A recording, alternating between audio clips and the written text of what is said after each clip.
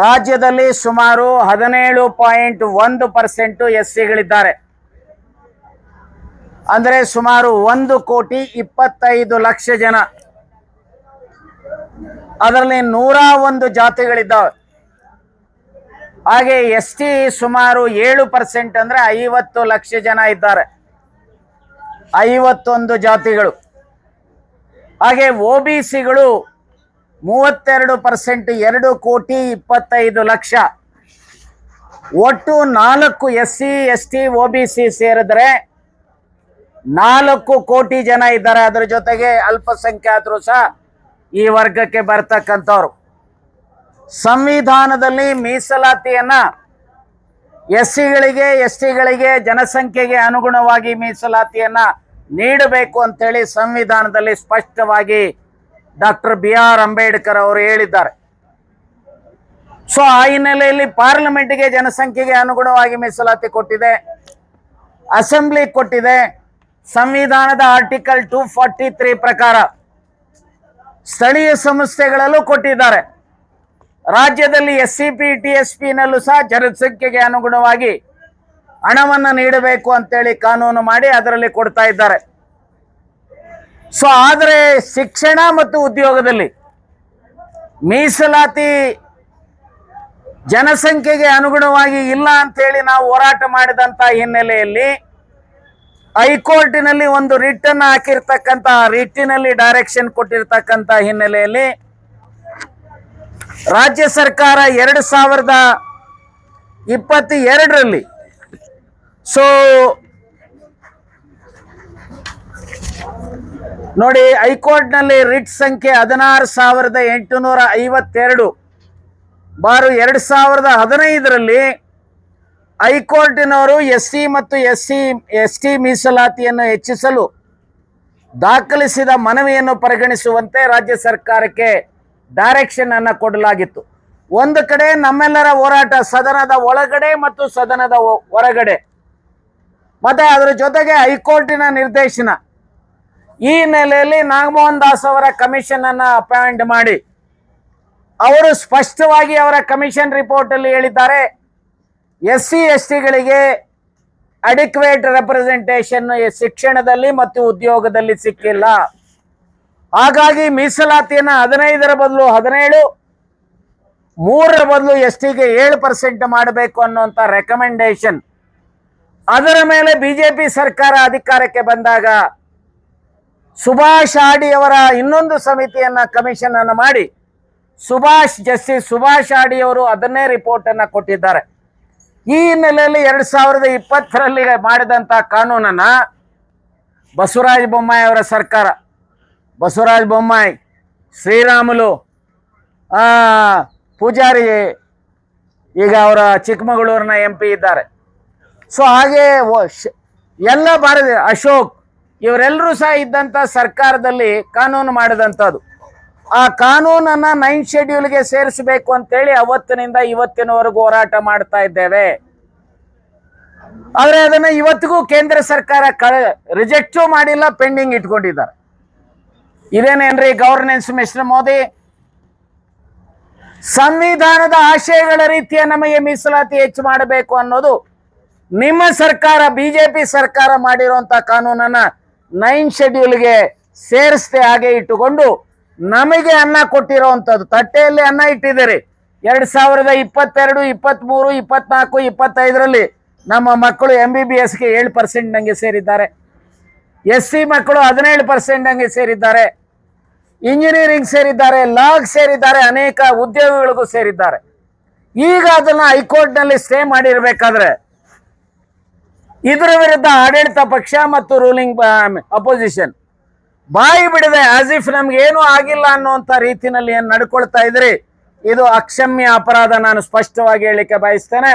ಮಾನ್ಯ ಸಿದ್ದರಾಮಯ್ಯನವರೇ, ಮಾನ್ಯ R ಅಶೋಕ್ರವರೇ, ಅಥವಾ ವಿಜಯೇಂದ್ರರವರೇ, ಅಥವಾ ಸನ್ಮಾನ್ಯ ಕುಮಾರಸ್ವಾಮಿ ಅವರೇ, ನಿಮಗೇನಾದರೂ ಸಹ ಕಾಂಗ್ರೆಸ್ಸು, BJP, JDSನವರಿಗೆ ಸಂವಿಧಾನದತ್ತವಾದಂಥ ಹಕ್ಕುಗಳನ್ನು SCಗಳಿಗೆ OBCಗಳಿಗೆ ಕೊಡುವಂತ ಬದ್ಧತೆ ಇದ್ರೆ ಕೂಡಲೇ ನಿಮ್ಮ 3 ಪಕ್ಷದವರನ್ನು ಸಹ ಕೇಂದ್ರ ಸರ್ಕಾರದ ಮೇಲೆ ಒತ್ತಾಯವನ್ನು ತಂದು ಈ ಕಾನೂನು ಏನಿದೆ ಇದನ್ನ 9th ಶೆಡ್ಯೂಲ್ಗೆ ಸೇರಿಸುವಂತ ಹೋರಾಟವನ್ನ ಇವತ್ತು ಹಂತ ಹಂತವಾಗಿ ನಾವು ಮಾಡ್ತಾ ಇದ್ದೇವೆ.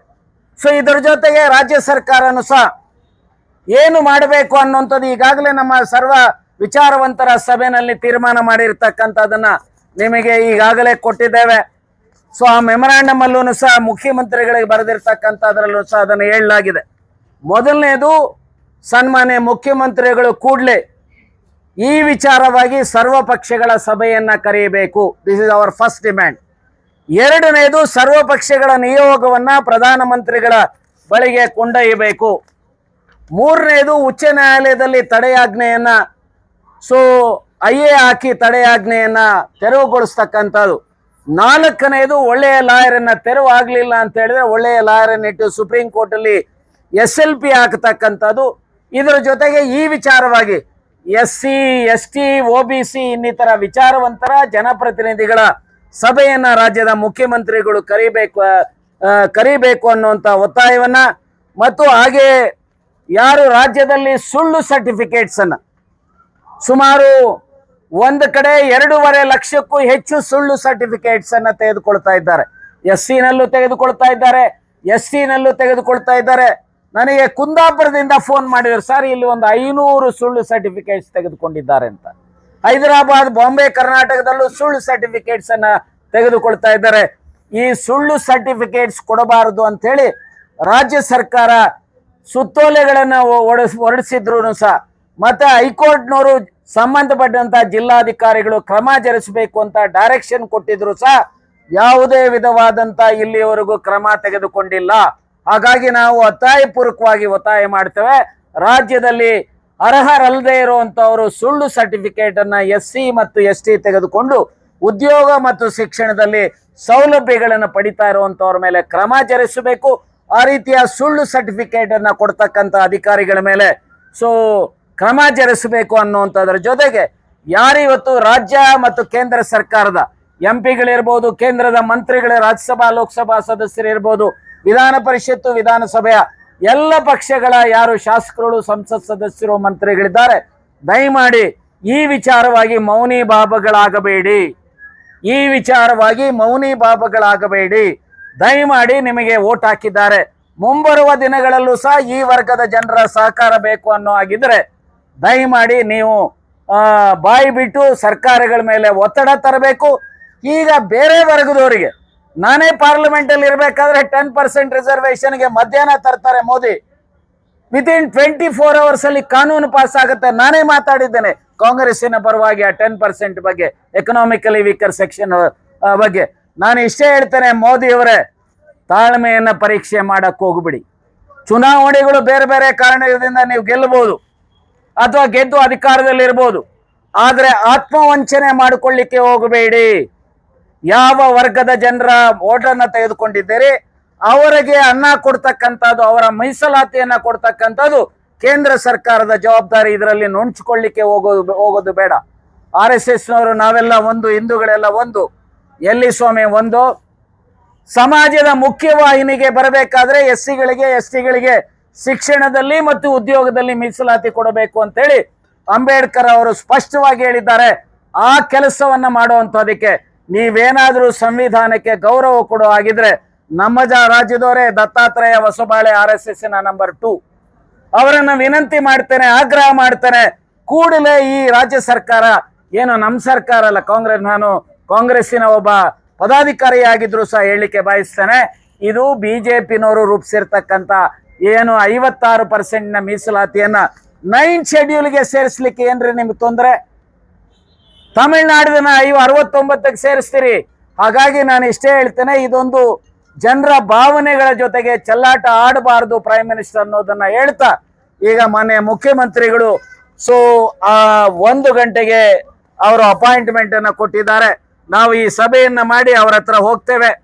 ಅವರಿಗೆ ಈ ಮನವಿಯನ್ನ ಕೊಡ್ತೇವೆ. ಈ ಮನವಿಯ ರೀತಿ ಅವರು ಕ್ರಮ ಜರುಗಿಸಬೇಕು ಅನ್ನುವಂತ ಒತ್ತಾಯವನ್ನು ಈಗಾಗಲೇ ಅವರಿಗೆ 5/5/2026 ಈ ಒಂದು ಮನವಿಯನ್ನ ಕೊಟ್ಟಿದ್ದೇವೆ. ಆದ್ರೂ ಸಹ ಈಗ ಅಧಿಕೃತವಾಗಿ ನಮ್ಮ ಭಾವನೆಗಳನ್ನ ಅವರು ಅರ್ಥ ಮಾಡ್ಕೊಳ್ಳುವಂತದಕ್ಕೆ ನಮ್ಮನ್ನ ಕರೆದಿರ್ತಕ್ಕಂಥ ಹಿನ್ನೆಲೆಯಲ್ಲಿ ಈಗ 1 ಗಂಟೆಗೆ ಹೋಗ್ತೇವೆ. ಅದಾದ ಮೇಲೆ ನಾವು ಕಾಯ್ತೇವೆ ಒಂದಿಷ್ಟು ದಿವಸ. ಆಗಲಿಲ್ಲ ಅಂತ ಹೇಳಿದ್ರೆ ಈ ವಿಚಾರವಾಗಿ ರಾಜ್ಯವ್ಯಾಪಿ ಹಂತ ಹಂತವಾಗಿ ಹೋರಾಟವನ್ನ ಈ ವರ್ಗದ ಜನ ಮಾಡ್ತೇವೆ ಅನ್ನುವಂತ ವಿಚಾರವನ್ನ ಕೇಂದ್ರ ಮತ್ತು ರಾಜ್ಯ ಸರ್ಕಾರಕ್ಕೆ ಮತ್ತು ಎಲ್ಲ ಜನಪ್ರತಿನಿಧಿಗಳಿಗೆ ನಿಮ್ಮ ಮೂಲಕ ಹೇಳಿಕೆ ಬಯಸ್ತೇನೆ. ಅದೇ ರೀತಿಯಲ್ಲಿ ಈ ವರ್ಗದ ಜನ ಅಲ್ಪಸಂತೃಪ್ತರಾಗದೆ ನಮ್ಮ ಸಂವಿಧಾನ ಹಕ್ಕುಗಳನ್ನ ರಕ್ಷಣೆ ಮಾಡ್ತಕ್ಕಂಥದಕ್ಕೆ SCಗಳು STಗಳು OBCಗಳು ಮೈನಾರಿಟೀಸು ಎಲ್ಲರೂ ಸಹ ಒಂದಾಗಿ ಬರುವಂತಹ ದಿನಮಾನಗಳಲ್ಲಿ ಹೋರಾಟಗಳನ್ನು ರೂಪಿಸ್ತಕ್ಕಂಥದ್ದು ಮತ್ತು ನಮ್ಮ ಹಕ್ಕುಗಳನ್ನ ಉಳಿಸ್ಕೊಳ್ತಕ್ಕಂತ ಪ್ರಯತ್ನವನ್ನ ಮಾಡೋಣ ಅಂತೇಳಿ ನಿಮ್ಮ ಮೂಲಕ ಅವರಲ್ಲಿ ವಿನಂತಿಯನ್ನ ಮಾಡ್ಲಿಕ್ಕೆ ಬಯಸ್ತೇನೆ. ನಮ್ಮ ಹೋರಾಟ ಪ್ರಜಾಪ್ರಭುತ್ವ ವ್ಯವಸ್ಥೆನಲ್ಲಿ ಅಹಿಂಸಾತ್ಮಕವಾಗಿ ಇರುತ್ತೆ. ಬಹುಶಃ ಹೋರಾಟಕ್ಕೆ ಅವಕಾಶ ಕೊಡದೆ ರಾಜ್ಯ ಮತ್ತು ಕೇಂದ್ರ ಸರ್ಕಾರಗಳು ಇದಕ್ಕೆ ಸ್ಪಂದಿಸಲಿ ಅನ್ನುವಂತ ಆಶಯವನ್ನ ವ್ಯಕ್ತಪಡಿಸಲಿಕ್ಕೆ ಬಯಸ್ತೇನೆ. ನಮಸ್ಕಾರ.